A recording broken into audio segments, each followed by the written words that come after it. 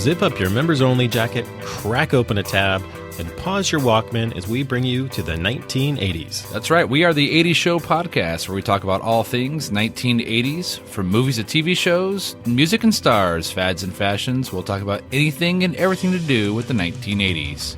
The 1980s, the best decade in decades. That's right. We are your hosts, alongside Damon Raffelli. I'm Bill Lassiter. Thank you for joining us today. Don't forget to find us on Twitter and Facebook, and you can always email us at 80showpodcast@gmail.com. Damien, what do we got going on today, buddy? Well, today we have a couple things going on. Well, the first thing we're going to talk about is what's streaming on VHS on the major streaming networks like Netflix and Amazon Prime. Awesome. Yep. After that, we're going to talk about Who Would You Rather Be? It's a character battle. It's Mike Seaver versus Alex P. Keaton. Man, I'm looking forward to that. And we're going to finish up today's episode with some TV-themed lyrics. It's going to be a little quiz. Damien's going to read some TV-themed lyrics and see if I can guess which 1980s show that is from. And exciting news here on the podcast. We've got a new sponsor for the 80s Show podcast. In fact, Damien, I want you to picture a brand new world. Kodak disc camera. After 10 years of R&D, Kodak brings us the most high-tech camera on the market, with 15 exposures on each disc and an automatic flash that's ready to go in 1 1/3 seconds. Wow. No other camera looks or works like it. Wow, 10 years of R&D. Sounds like a quality product. I'm sure that'll stay on the market for years and years to come. Kodak announces a whole new way to make pictures. Introducing disc photography. The beginning is this, a unique film disc. A disc so thin there's room in the camera for an array of precision electronics. The new Kodak disc camera. Picture a brand new world. Up now, 80s on the airwaves. Here are Bill and Damien's guide to what's streaming. And remember, be kind and rewind. All right, Damien, right now on Netflix, you can watch the movie called The Dirt. Do you know anything about this? Is that the one about the landfills? No, Damien. Although some of the things that were probably going on there are probably in landfills now. But no, this is the story of Motley Crue back in the 80s, arriving on the scene. At first, I thought it was a documentary, but no, it's an actual movie. It's fantastic. Welcome to the jungle. Yeah. No, Damien, not Welcome to the Jungle. Well, you know I never did listen to 80s music. I know. Only Christian music in the 80s. Plus they had a song called Shout at the Devil, which I know would have really offended you at the time. So, actually it's based on the book by Neil Strauss, who's writer for Rolling Stone. He's got his own podcast out as well. It takes place in the 80s for the most part, in and around LA, actually, because that's where Motley Crue burst onto the scene. Some of the local clubs that we've been to back in the day. Oh, off Sunset? Yeah, off Sunset. It's a great movie. When I say great movie, it may or may not win any Emmys. I guess it's Emmys on Netflix. I'm not sure. Can you get a Oscar for it? Well, some of the movies now, I think Netflix is going to be able to be nominated for Oscars. They have a lot of major motion pictures coming out. They're spending millions of dollars on these movies. Yeah. So anyway, it's fantastic. It's about 2 hours long. I highly recommend it. You should check it out because you might actually hear some of these songs and think, oh, yeah, I remember listening to that in the car next to me with the windows rolled up because my mom wouldn't let me listen to that stuff. Can I also learn how to party like a rock star? Oh, absolutely. There's a lot of partying in this movie. And in fact, at one point, and spoiler alert, Sammy Hagar bursts on the scene, who, I love Sammy Hagar. So. Speaking of Sammy Hagar and LA clubs, weren't you just at the Troubadour? I was just at the Troubadour. Got to see Sammy in the Circle. It was fantastic. Reliving that white trash dream right there, baby. It was great. And so Quiet Riot from The Dirt, did they play at the Troubadour also? Damien, it's not Quiet Riot. It's not Scorpions. It's not Rat. It's not Guns N' Roses. It is the Crew, the Motley Crue. Now, is that where they premiered the song Fight for Your Right to Party? Okay, let's move on. What else have we got streaming on our VHS? There's a reason they don't let me do the music segments. Okay, so my pick for the week is on Amazon Prime. It's the TV show Hunter. Do you remember that one? Oh, of course, I know Hunter. Starring former football player Fred Dwyer. Yeah, in fact, story is my mom actually dated Fred Dwyer in college at San Diego State, I guess, or she went to San Diego State. I don't know. Dad, is that you? Fred Dwyer. You kind of look like him, actually. Oh, thank you. About the same height. I'm rugged. I'm ruggedly handsome. So, and you're a pretty mean flag football player. So that's not true, but it's fine. I'll take it. I'll take the compliment. all right. So Hunter is a great show. I remember watching on the 80s. I love that show. It was just so much fun. So give it a watch on Amazon Prime or The Dirt on Netflix if you have those. And we're going to talk in a future episode. We'll talk in more detail about both of those. Sounds good. And next, Bill and Damien battle it out for their favorite 80s icons. You decide the winner. Today on Who Would You Rather Be, we are going to debate the age-old question, who would you rather be, Mike Seaver or Alex P. Keaton? Of course, Mike Seaver from Growing Pains, Alex P. Keaton from Family Ties, both great, iconic 80s shows, sitcoms, filmed in front of a live studio audience, which you don't see that anymore on TV. No. Filmed in front of a live studio audience. So, Damien, of course, shocker, is going to take Alex P. Keaton, Michael J. Fox. I kind of remember a character battle where you took someone played by Michael J. Fox and you lost that battle. But that's fine if you want to take this on too. That's great. I recall winning that battle. Okay, well, agree to disagree. So, Damien, let's have it out. Why is Alex P. Keaton better than Mike Seaver? Well, first of all, Alex P. Keaton is a sharp dresser. He's preppy. I was preppy. Yeah, his style is exactly how I remember meeting you wearing the same thing. Because that was the 90s, but still. Yeah, but it was early 90s. I was probably still wearing clothes from the 80s. Yeah. But I liked Izod. I liked preppy stuff. I liked, the Izod polo shirts. I even had a members only jacket. And I loved wearing even dress shirts. I also grew up back east where it was a little more popular to wear dress shirts, and even the pinstripe, the red pinstripe with the, on the white shirts or the blue pinstripes, right. Very fancy. Also, Alex wears these sweet, remember those knit ties, the square ties? Yes. I love those too. Yeah. I didn't, but go ahead. And he's got some sweet Argyle sweaters too. He does have a nice collection of sweaters for sure. Just rad clothing style. Fashion forward for sure. Yes. Yeah. Now Mallory, on the other hand, has a weird clothing style. Actually, I had to ask my wife what the heck she was wearing. It looked like she was from Little House on the Prairie. And Kara said, I think it's the new romantic style. So yeah, I have no idea. But Alex P. Keaton, not only is a snappy dresser, he's a ladies' man. What? Really? Not a very good one. Okay, I was going to say that. I'm like, come on, you're talking about the wrong character. I thought. Okay, no, he's not a ladies' man, but he is very intelligent. He's very smart, and he knows how to debate, and he knows how to make a point. Now, what I will say, as a kid, I always thought he was the hero of the show. Okay. I always thought he was the protagonist. Now, watching it as an adult, I realize he's the antagonist of the show. Yeah, I think so. And they use him to make points of things not to do and the wrong way of thinking. There was one where there was a girl he grew up with, and she liked him, and he tried to force her to be this prim and proper woman, from like the 50s. And it backfired, of course, on him. Classic Alex P. Keaton move right there. Classic. That's why I liked Alex P. Keaton. Because he's the antagonist? Well, I as a kid, I idolized him. I know. All right. We're not going to debate the merits of the actors, Michael J. Fox and Kirk Cameron, right? Because that is just an unfair battle. Right. We're just talking about the characters. Okay.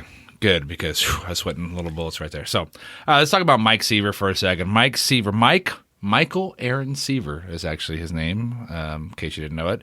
And, of course, he was a student at Thomas Dewey High School.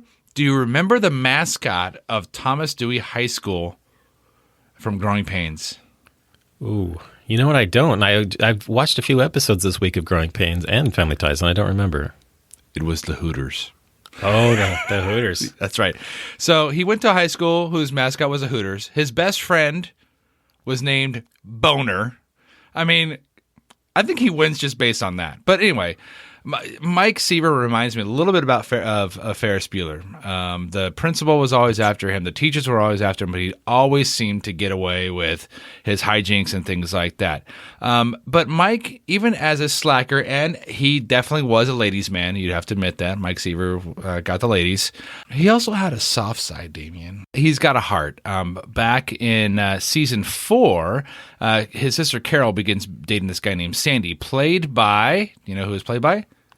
It's got to be somebody famous. Leonardo DiCaprio was in it, but he was a kid. We'll so get it wasn't that in him. a second. Okay. No, it wasn't him. It was actually Matthew Perry from Friends. Oh, yes. Was the boyfriend. And Sandy made some bad choices, Damien.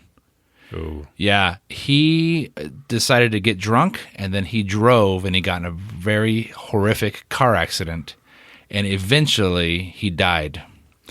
And Mike Seaver came and gave the news to his sister Carol, and they cried, and they shared a moment right there. I mean, he's got a heart, Damien. He's got a heart.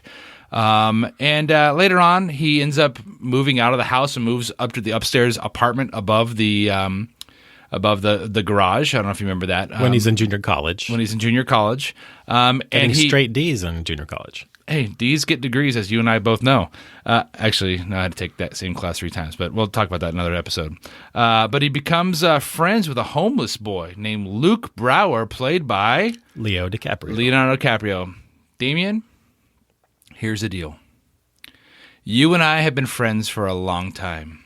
We have shared very special moments together, but none is more special than when you and I went. You know where this is going, don't you? I do. When you and I went, just the two of us. There wasn't four. It wasn't a double date. It was just the two of us, and we sat down at the theater to watch Titanic. Oh, my heart will go on, Damien. Sitting there in the theater with you was just one of those special moments. There would be no Titanic without Mike Seaver saving the homeless boy, Luke Brower.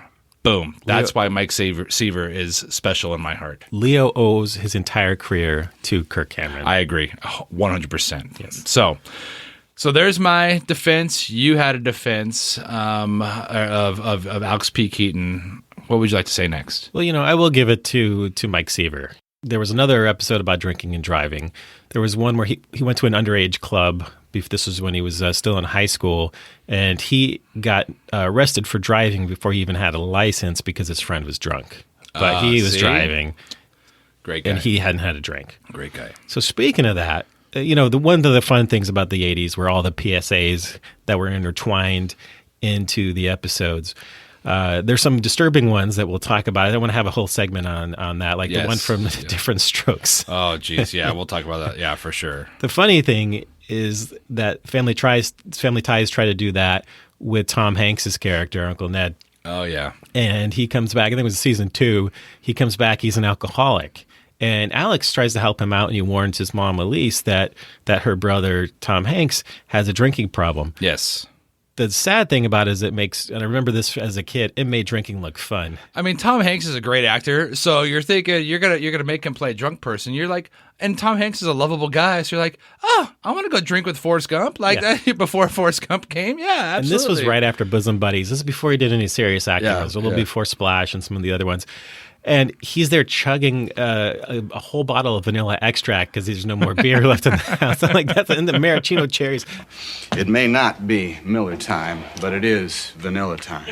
I'm like, that's like a good time. And he goes to an interview drunk, makes a fool of himself, but it's hilarious. I mean, I don't know who would go to an interview drunk. That's just ridiculous. Yeah. I don't know anybody. Yeah, anybody. If I had gone to an interview drunk, I would have nailed the job and worked there for more years than I want to admit.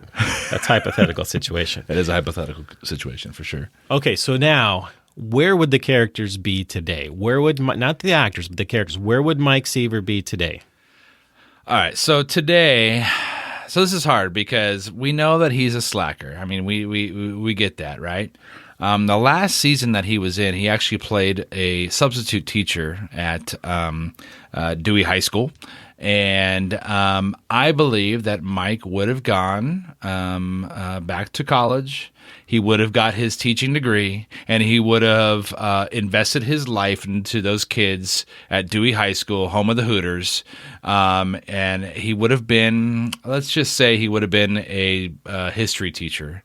And would have like really just connected everybody and just continued the Seaver family tradition of living in that town.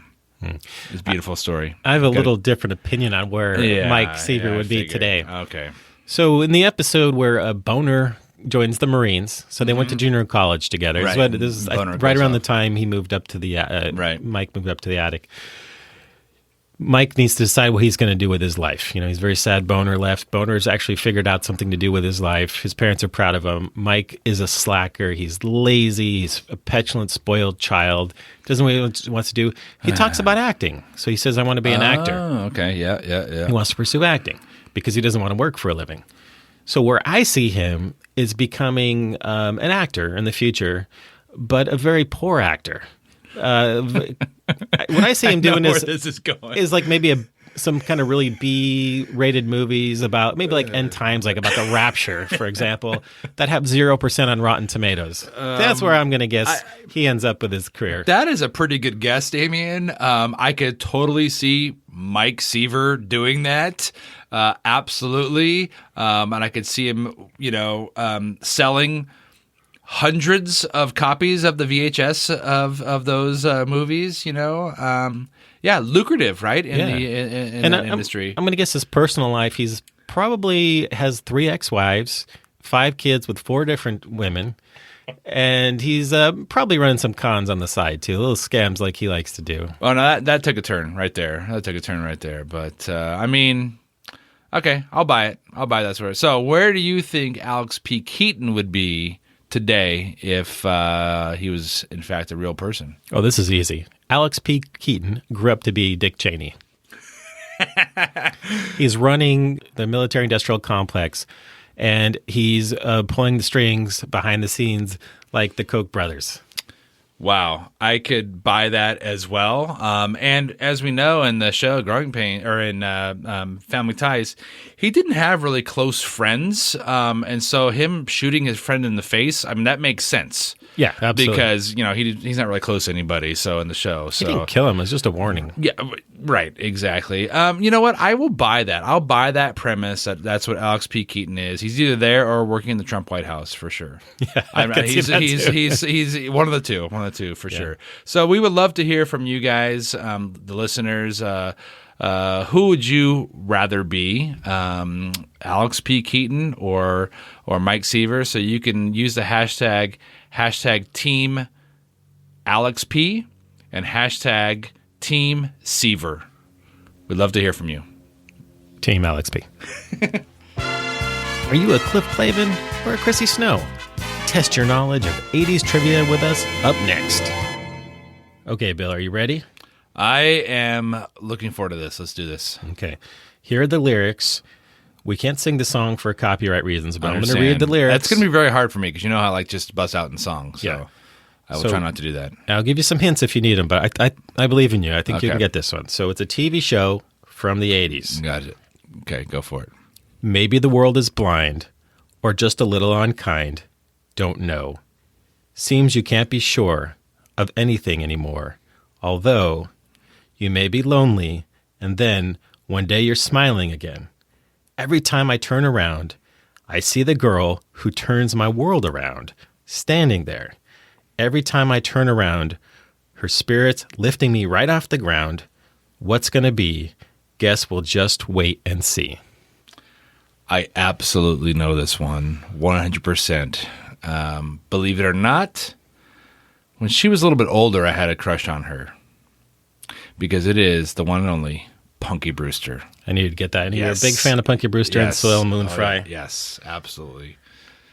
That's a good one. I mean, it's hard not to sing it too. I mean, it really is. But I could picture Punky skipping along the streets of Chicago there while you were saying those lyrics, and Yeah, that was pretty easy right there, Damien. Okay, I want you to really challenge me on this one. Give me something that you don't think I'm going to know.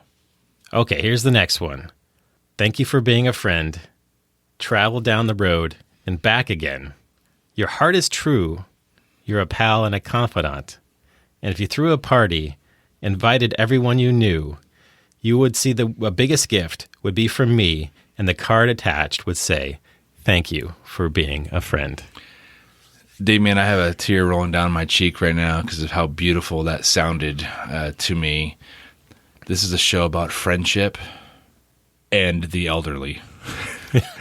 For sure, that is Golden Girls. I've always had a crush on B. Arthur, though, even when I was a younger person. Way. Rue McClanahan, Team Blanche. I mean, she was kind of the floozy of the group, so, you know. Yeah, that's how you like them. Okay, those two were fairly easy. The last one, I got to admit, was fairly easy. Yeah. This one, I think, is going to be a little bit tougher. All right, bring it. Just when you think there's no one around who's caring, along comes a friend who offers a hand in sharing, and things start looking fine. Sometimes tears and sorrow are all the things you've got, and just when you think you're all by yourself, you're not. Oh my gosh. Definitely sounds like 80s show lyrics. Let me know if you need a hint. Holy cow. Yeah, I think I need a hint because one of the main actors was on Saturday Night Live.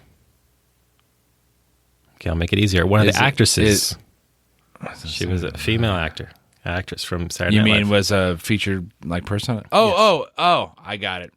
Kate and Allie. You got it. Oh, man, that was good. That was good. Yes. Oh, good old Kate and Allie. I remember watching that show back in the day. Jane Curtin from SNL days back in the 70s, right? That's right.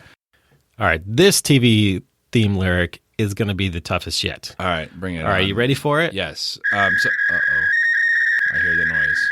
The fax machine noise is never good. It's never been good for us. Well, maybe it's going to be a new sponsor in addition to Kodak, or Kodak's going to bump up their ad buy. Maybe. Let me read this. Let's see. Kodak disc camera discontinue. Hey Damien, did you know that Kodak went out of business? Yeah. Did you know that? I know they had 10 years of R&D on the disc camera, but they no longer sell it. Yeah, I'm a little confused. I mean, they spent millions and millions of dollars on creating that disc camera. Yeah. People know it has an automatic flash, right? Yeah. Apparently some of the pictures were grainy, is what they're saying. Is what I heard is grainy pictures. But that is the 80s. Pixels. That's pixels. Everything's about in the 80s is everything's pixels. about the pixel. Well, we lost another sponsor here at the 80 Show Podcast. So, if you are interested in sponsoring us, we'd love to hear from you at 80showpodcast@gmail.com. I guess we got to go hit the streets again and go get another sponsor, Damien. That's right. Until next episode. I'm Bill Lassiter. He's the one they call Dr. Feelgood. He's the one that'll make you feel all right. And this is Damien Raffelli. Thank you for being a friend. Stay tuned for the next episode of 80s Show Podcast, where we'll expose the Teen Wolf urban legend. Then we're going to pump you up with 80s Saturday Night Live and more. Theme song composed by my good friend, fellow rock star, straight out of Bakersfield. You may also know him from the band Videodrone, Mark Russell Davis.